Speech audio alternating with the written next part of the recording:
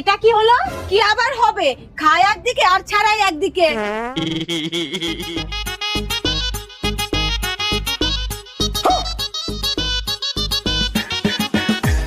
Idea.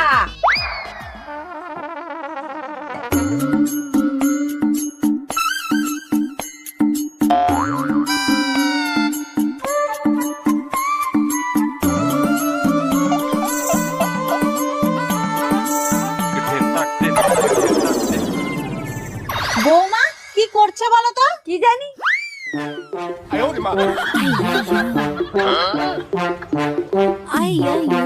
বাহ, দেখে মনটা ভরে গেল।